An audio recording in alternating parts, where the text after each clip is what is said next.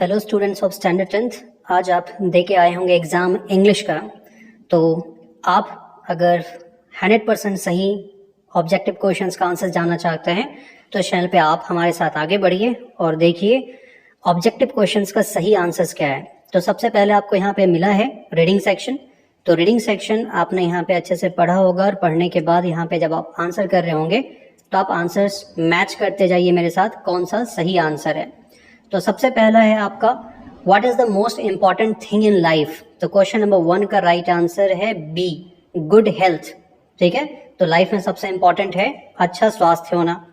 Question number 2 में आते हैं how does a sick person feel. कोई बीमार इंसान कैसा फील करता है।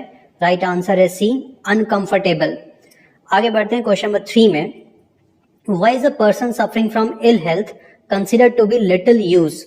जो इल हेल्थ से सफर करता है वैसा इंसान कम काम का क्यों समझ में आता है। तो यहाँ जो 3 ऑप्शंस हैं ये तीनों ही सही हैं, इसलिए option number D right answer होगा। तो क्वेश्चन नंबर 3 का राइट आंसर है डी। क्वेश्चन नंबर 4 में जब हम आए तो यहाँ पे क्वेश्चन है how does a disease body affect the mind. अगर शरीर बीमार है तो दिमाग पे क्या प्रभाव छोड़ता है। तो राइट आंसर होगा B, it makes the mind सिक।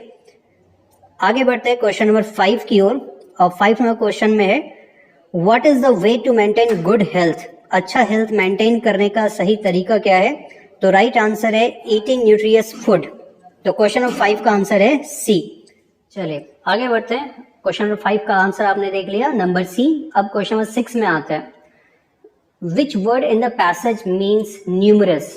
तो इस पैसेज में कौन सा शब्द है जिसका समानार्थक शब्द होता है न्यूमरस। तो आसान आंसर है नंबर ए, 6 का ए, वेरियस, बहुत सारे। क्वेश्चन नंबर नेक्स्ट में आते हैं। यहाँ पे आपको लेटर राइटिंग दिया गया था और लेटर राइटिंग में आपको सही ऑप्शंस नीचे दिया गया है। तो आपने लेटर अच्छे से पढ़ा होगा, लिखा होगा, उम्मीद करते हैं। तो आंसर्स देखते हैं। तो क्वेश्चन नंबर 7 का जो राइट आंसर है वो है रिसीव्ड। क्वेश्चन नंबर 8 का राइट आंसर है टू सी। तो 7 का राइट आंसर हो गया ए और 8 का राइट आंसर हो गया सी। क्वेश्चन नंबर 9 में आते हैं। तो यहाँ पे टेंस का क्वेश्चन है और राइट आंसर होगा 9 का B, are neglecting. Question number 10 में जब देखें तो मॉडल का क्वेश्चन है और राइट आंसर यहाँ पे है शुड, 10 का सी चाहिए। क्वेश्चन नंबर 11 में स्पेलिंग में थोड़ा सा खेला है तो राइट आंसर है यहाँ पे 11 का ए, सक्सेस। तो हर बार सक्सेस ही लिखा है पर स्पेलिंग नंबर ए का सही है।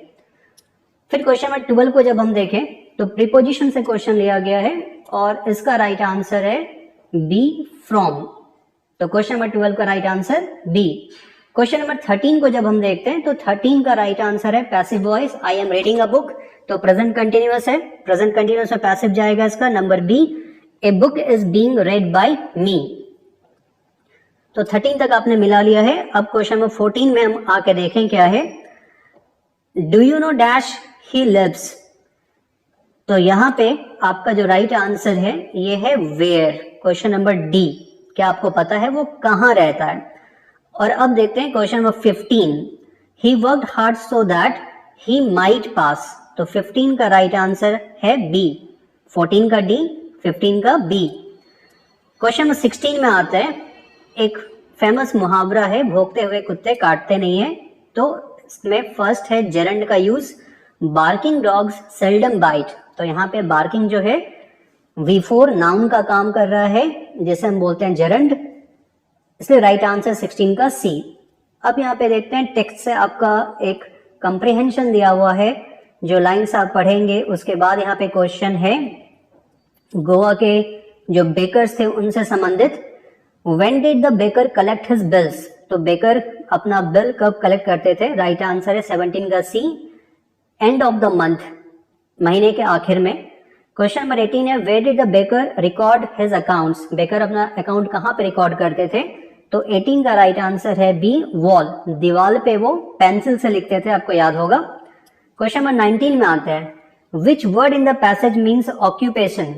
कौन सा वर्ड है इस पैसेज, उसका मतलब ऑक्यूपेशन है, पेशा। तो राइट आंसर है ए, प्रोफेशन, 19 का राइट आंसर ए। 20 बहुत ही आसान question, how much money did Lencho demand. Lencho ने कितने पैसे मांगे थे। राइट आंसर है सी, 100 पेसोस। तो क्वेश्चन नंबर 20 तक आपने मिला लिया है। क्वेश्चन नंबर 21 को जब हम देखते हैं तो यहाँ पे पाते हैं, प्रश्न है हमारे सामने, What food did the seagull's mother get for it? तो सीगल की माँ उसके लिए क्या लेके आती है? तो राइट आंसर है बी, फिश, मछली। क्वेश्चन नंबर 22 है, Who was Kitty? किट्टी कौन था? तो एक डायरी का नाम था, हमें पता है, एन फ्रैंक का, तो राइट आंसर है ए। तो 21 का आंसर बी, 22 का आंसर ए। फिर आगे बढ़ते हैं 23 में, Who did Maddie think would win the contest? तो मैडी के बारे में कौन सोचता था वो कॉन्टेस्ट जीतेगा? तो राइट आंसर है पेजी। तो मैडी को लगता था कॉन्टेस्ट पेजी जीतेगी, पर जीता था किसने? वांडा ने। क्वेश्चन नंबर 24 है, वेयर इज कुर्ग? कुर्ग कहाँ है? आसान क्वेश्चन फिर से, नंबर बी, कर्नाटका। कर्नाटका का एक छोटा सा जिला है कुर्ग, हमें पता है। Who has written the poem Amanda? तो पोएट का नाम याद करने आपसे बार बार कहा गया था, और यहाँ पे है रॉबिन क्लेन। 25 का राइट आंसर डी। 26 में आते हैं, how did tricky look? Tricky कैसे दिख रहा था जब वो खा पी के मोटा था? तो लाइक अ ब्लोटेड सॉसेज। 26 का राइट आंसर है सी। क्वेश्चन नंबर 27 में आए, what did max want? Max को क्या चाहिए था? वो मिसाइल से संबंधित रिपोर्ट चाहिए था, वो गन लेके आया था। राइट आंसर है अ रिपोर्ट। ऑसेबल से रिपोर्ट लेने के लिए आया था, आपको याद होगा। क्वेश्चन 28 को जब हम देखें तो क्वेश्चन यहाँ पे है कि रिचर्ड एब्राइट कब साइंस फेयर में हार गया था? तो राइट आंसर है सी, 7। जब वो 7th क्लास में था तो वो कंपटीशन हारा था। क्वेश्चन नंबर 29 में आते हैं, Matilda was born into a family of? Matilda जो खूबसूरत सी लड़की थी, उसका जन्म किसके परिवार में हुआ था? तो राइट आंसर है ए, क्लर्क्स, किरानी के घर में। 30 और लास्ट क्वेश्चन है, what was Bholi's real name? भोली का रियल नेम क्या था? तो राइट आंसर होगा बी, सुलेखा।